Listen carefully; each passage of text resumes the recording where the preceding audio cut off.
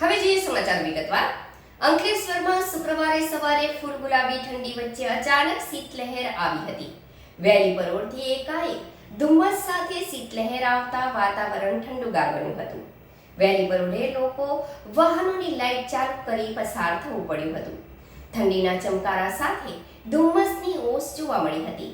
અંકલેશ્વરમાં લોકોએ હિલ સ્ટેશનનો માહોલ જેવો અનુભવ કર્યો હતો.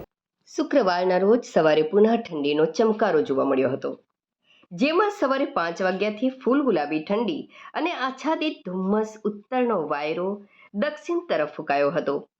પવનના જોર સાથે સવારે ગાઢ ધુમ્મસની ચાદર જોવા મળી હતી.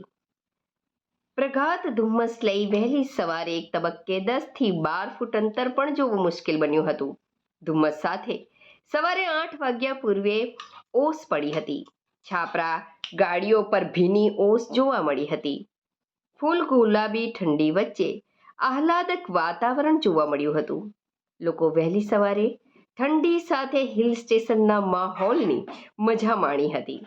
અંકલેશ્વર શહેર તેમજ ગ્રામ્ય અને હાઈવેના માર્ગો પર પ્રગાઢ ધુમ્મસ જોવા મળ્યું હતું, જેને લઈ વાહનો હેડલાઇટ વડે ધીમી ગતિએ પસાર થતા જોવા મળ્યા હતા. ઠંડીનો પારો ગગડીને નીચે આવતા લોકો ઠંડીનો અનુભવ કર્યો હતો, જે બાદ ધીરે ધીરે સૂરજ દાદા બહાર આવતા ઠંડીમાં રાહત જોવા મળી હતી. સવારે ટ્રેન વ્યવહાર પણ અસર જોવા મળી હતી. ગાઢ ધુમ્મસ વચ્ચે ટ્રેન પોતાની નિયત ગતિ કરતાં ધીમી ગતિએ પસાર થતી જોવા મળી હતી.